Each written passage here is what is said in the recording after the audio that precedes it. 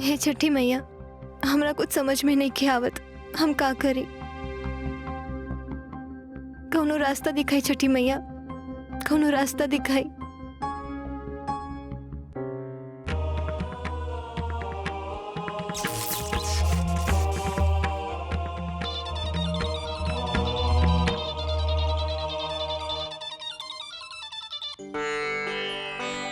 हाँ सेठ जी। लक्ष्मी बेटी, तोरा गैला के बाद ना हम बहुत सोचली। हाँ, फिर हमरा के समझ में आइल कि नाचे गाए वाला आइडिया ना ठीक नहीं हो। तो हमें काम करत है, कहीं से 10,000 रुपया का इंतजाम करके हम तोरा के एडवांस दे देते और बाद में हिसाब किताब होत रही। ठीक है ना बेटा? ठीक बा सेठ जी, जैसन रवा ठीक समझी। ठीक है बेटा, ठीक है, खुश रह। काशी, तू हमके बचा ले लो। हे छठी मैया।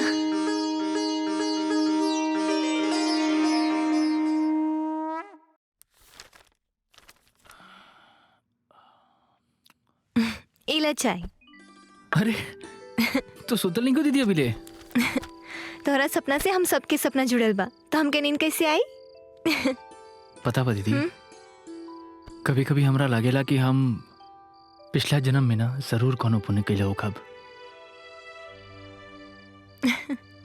तारा नियन दीदी मिलल। चल पगला। अच्छा सुनो, कल राखी बा, कहीं जाइए मत। 9 बजे राखी बांधे के शुभ मुहूर्त बा। हाँ, इला चाय पिया।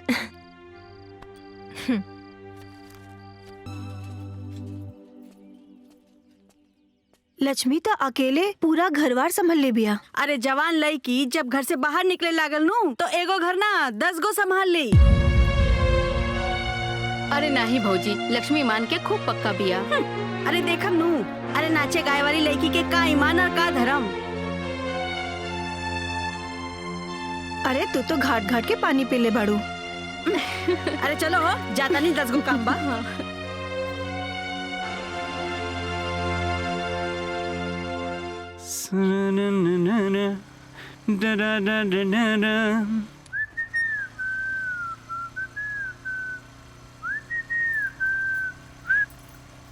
अरे लक्ष्मी, तू कहाँ जा रहल बाड़ू? ओ बच्चा लोग के कोचिंग में पढ़ावे के बात के लिए बानी, हमके थोड़ी कमाई बढ़ावे की पड़ी। वैसे काल खातिर तोहर बहुत बहुत शुक्रिया। अरे एमे शुक्रिया का बात बा। वैसे हम तो उसे कुछ कहल चाहता नहीं।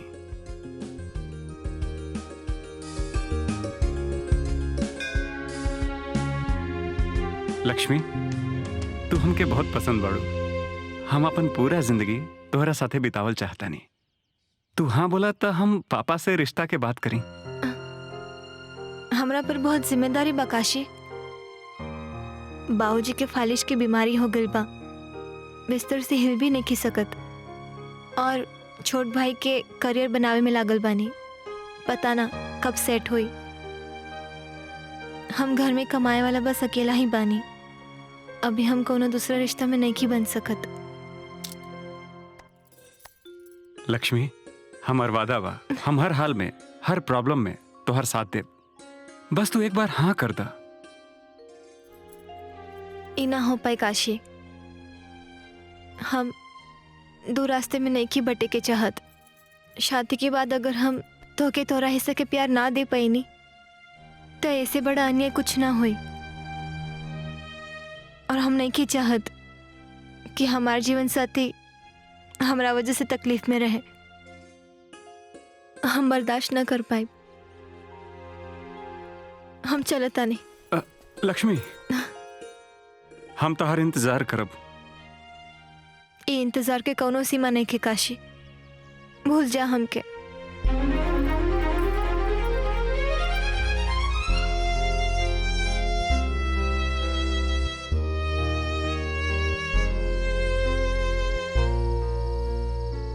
लक्ष्मी, हमार वादा बा, हम हर हाल में हर प्रॉब्लम में तोहर साथ दे। बस तू एक बार हाँ कर दा।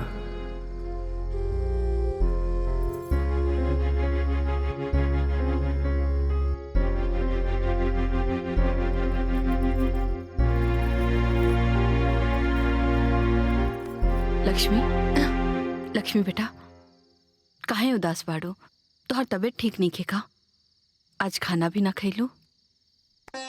तबीयत ठीक बा माई, बस कुछ खाए के मन नहीं के करत और कोनो बात नहीं खे। ठीक बा। तोहरे बाबूजी के दवाई खत्म हो गई बा, कल ले ले आइहा। छठी मैया की पूजा के तैयारी भी शुरू करे के बा। ठीक बा माई।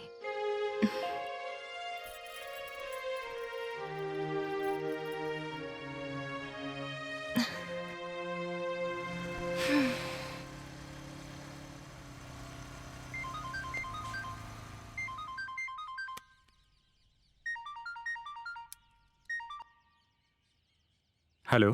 काशी। हाँ पापा, हम शहर जा रहल बानी आगे के पढ़ाई करे।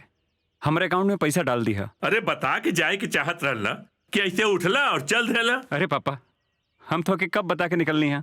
हम तो हमेशा रास्ता से ही फोन करे नी। ठीक है, तू तो शुरुए से आज्ञाकारी बाड़े ना। एक काम कर, मन लगाकर पढ़ाई करे और पैसा की चिंता बिल्कुल मत करे। हाँ ठीक बा।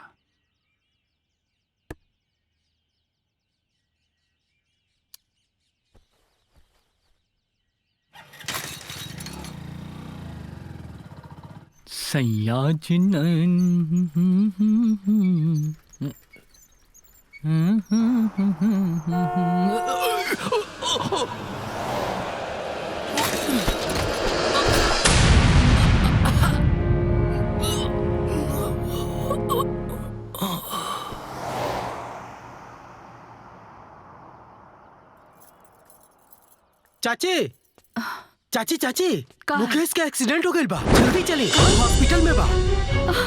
लक्ष्मी,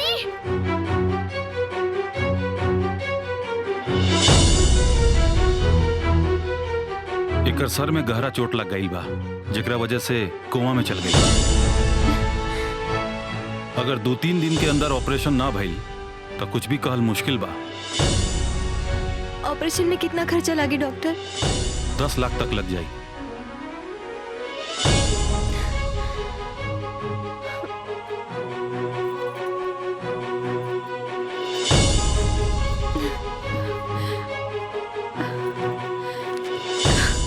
बेटा हाँ का भइल? मुकेश ठीक तो हो जाई ना? सुबह के अर्घ की तैयारी करो माई, छठी मैया सब ठीक कर दी है। चल।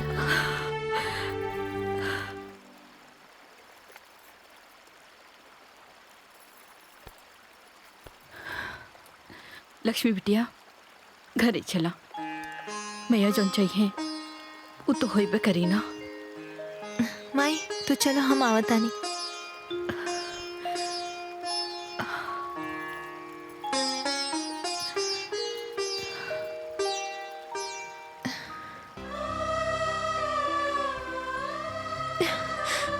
हे छठी मैया, विधि के विधान में सारा तकलीफ हमरे हिस्से में लिखल बाका।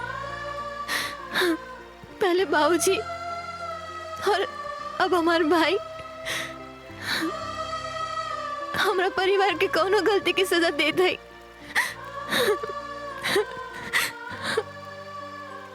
लक्ष्मी बिटिया, विधि के विधान मनुष्य के कर्म फल से ही निर्धारित होखेला और कर्म जन्मों जन्मांतर तक मनुष्य के पीछा ना छोड़ेला। अच्छा या बुरा जीवन में जे कुछ भी घटित होला वो मनुष्य के कर्म के ही अनुसार होला। जैसे कि अंधेरा के बाद उजाला होखेला, वैसे ही दुख के बाद सुख आवेला। ये प्रकृति के नियम हा। छठी मैया, हमार भाई आज जीवन और मृत्यु के बीच में लड़ रहल बाड़े। उनके बचा ली मैया, उनके बचा ली। रोआ मत लक्ष्मी, तू हमके बहुते प्रिय बाड़ो। जौन भी हुई अच्छा हुई।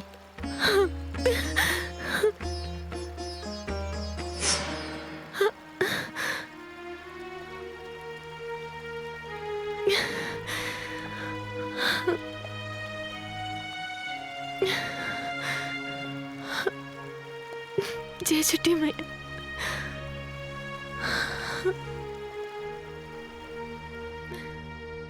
बस करा। तो हर हिम्मत कैसे भाई ये सब सोचे के हमार बिटिया ये सब काम करे करते नहीं खे। निकल जाई जैसे न तो अच्छा ना हुई। रुआ हमार बात तो सुनी। चुप करी। कौनो बात नहीं के सुने के हा।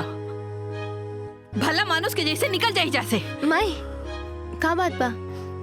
के है ये लोग? देखा ना बिटिया ये लोग का अनसन बोल रहा बा। का चाहे रवा लोगन के? हम बतावा तानी। हमने की छठ मैया के भक्त है जा, बनारस से आयल बानी जा।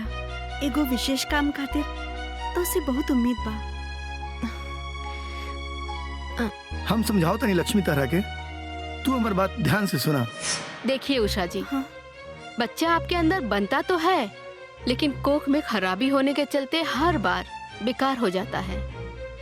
अब सिर्फ एक ही तरीका है जिससे आपके घर आंगन में किलकारियां गूंज सकती हैं, और वो तरीका सेरोगेसी का है। सेरोगेसी?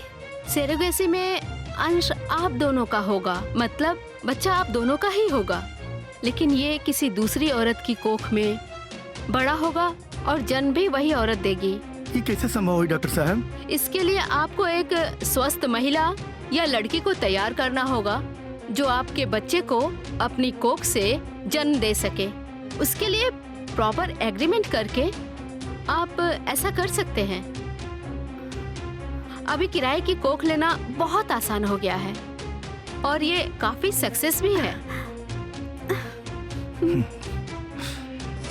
ई गांव में हमारे उषा के दूर की रिश्तेदारी बा, और पिछला साल छठ माई के आशीर्वाद लेवे खातिर हमनी के आयल रही जा, तभी तहरा पर हमनी की नजर पड़ल, और फिर तू हम दोनों के बहुत पसंद आयल रहो। लेकिन पूछताछ से पता चलल कि तू सरोगेसी खातिर तैयार ना हो सकेलू। और तब से लेके आज तक पिछला 1 साल से हमने का बहुत भटकल बानी जा, लेकिन कोनो भी औरत सरोगेट माई बने खातिर तैयार नहीं के हो। लेकिन जाने लो 3 दिन पहले ना एगो विचित्र घटना भइल। हमने के छठ घाट से मैया के हाथ जोड़ के आवत रहनी जा, तभी हमने के एगो बूढ़ माई मिलनी। बेटा, बेटा भूख लागल बा, कुछ खाए के दाना। दीदी। हाँ इला माई। पैसा ना चाहिए बेटा, हाँ? कुछ खाए के चाहिए।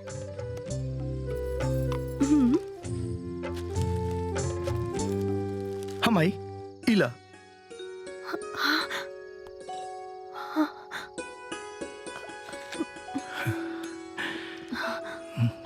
पुत्र के चाह में भटक रहल बड़ा लोग ना। हाँ? हाँ?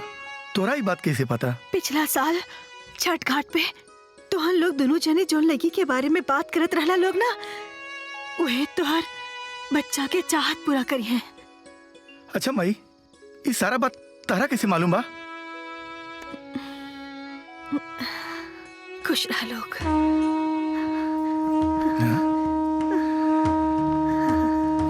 कमाल बा। हमरा पे ई एहसान कर दी लक्ष्मी बहन, हम आजीवन तो हर ऋणी रहब।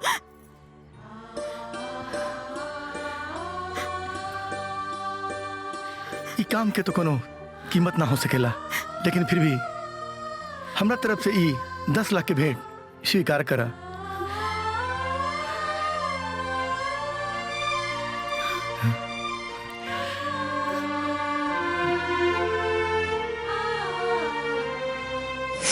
अगर 2-3 दिन के अंदर ऑपरेशन ना भइल तो कुछ भी कहल मुश्किल बा।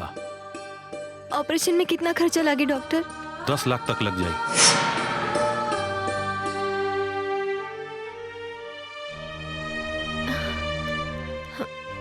हम तैयार बानी।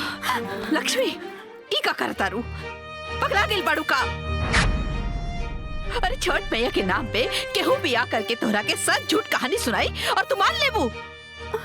अरे कम से कम अपना आगा पीछा के बारे में तो सोच। तू बिन ब्याहे माँ बन जेबू तो के करी तोहरा से बिया? हमार बिया मुकेश की जिंदगी से बढ़ के नहीं के माई। मतलब? माई, मुकेश हॉस्पिटल में अपन जिंदगी और मौत की लड़ाई लड़ रहा बाड़े और उनके बचावे खातिर हमके 10 लाख रुपया चाहिए। ना तो हम मर जाए माई, ना तो हमार भाई मर जाए।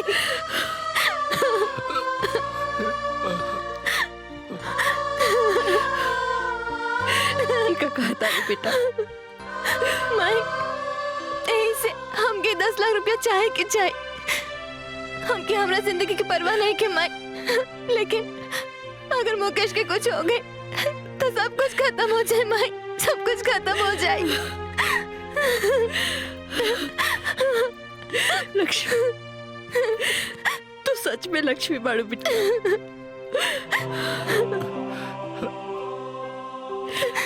बात तो जैसे बिटिया सब क्या हो कहते हैं।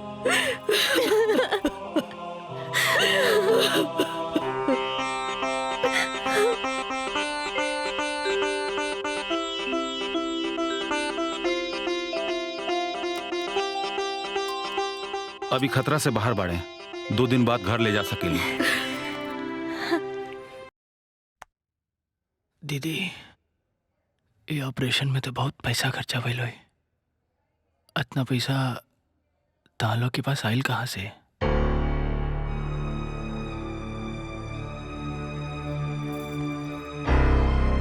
तोहरे इलाज के पूरा खर्चा एगो एनजीओ उठैले बा। तोहार गंभीर स्थिति देख के हम ही लेटर लिखनी और पूरा 10 लाख रुपया लागल बा तोहरे ऑपरेशन में।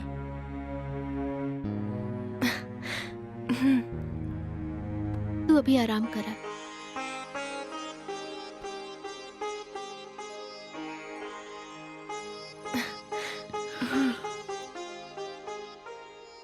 आपके बहुत बहुत शुक्रिया डॉक्टर साहब, आप एंड मौके पर।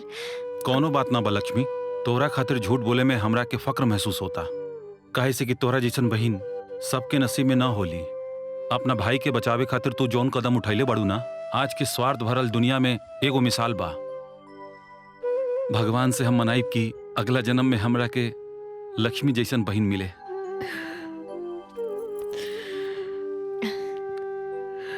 अच्छा डॉक्टर साहब, कोनो बात प्रणाम। नहीं के। चलो।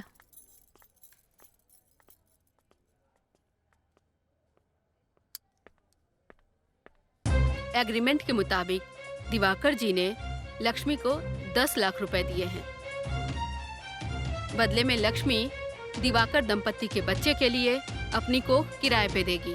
बच्चा पैदा होने के साथ लक्ष्मी को बिना शर्त दिवाकर दंपत्ति को उनका बच्चा सौंपना होगा। ऐसा इस एग्रीमेंट में लिखा हुआ है। इस पे साइन कर दीजिए।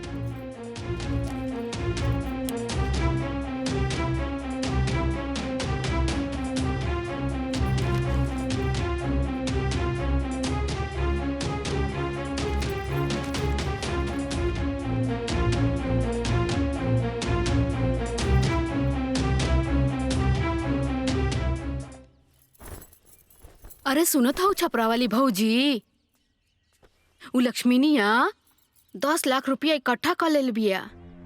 लागत है ना इनकर घरवा में नोट के पेड़ लागल बा। हाँ हो बनारस वाली दुल्हन। अरे वो तो 10 लाख के ऐसन बतियावत है जैसे 10,000 होखे। लागत है ना लक्ष्मीनिया कोनो बहुत बड़ा हाथ मर ले बिया। हाँ उहे तो सोची कि आखिर इतना रुपया उनके घरे आयल कहाँ से। छोड़ी जाए दी, हमनी के का जे जैसन बोई वैसने काटी। ठीक ना? ठीक है, चलो कहता ज्यादा रहो। हम हाँ, चलते चला। हैं। हाँ ठीक है। अरे ओकनी के पैसा से हमरा का काम बा हो।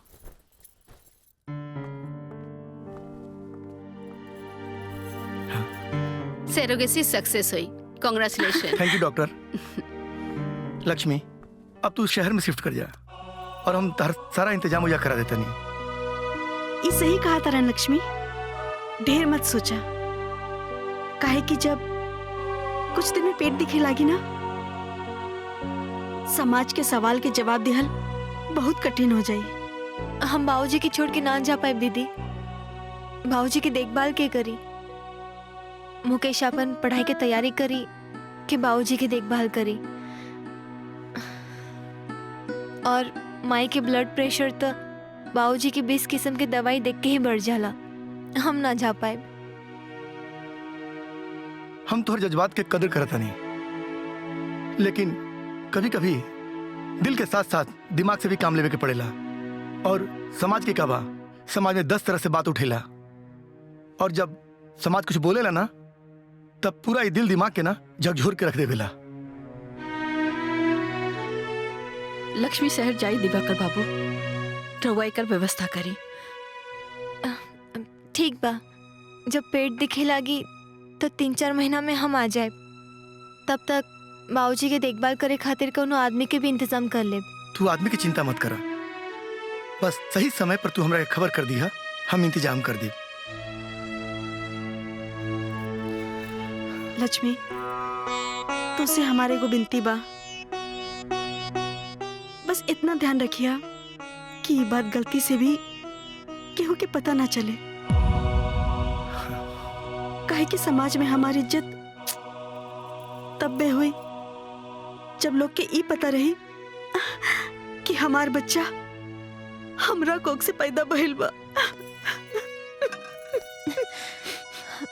चिंता मत करी दीदी, हम अपना जीती जी केहू के ना पता चले थे। ई लक्ष्मी के वचन बा।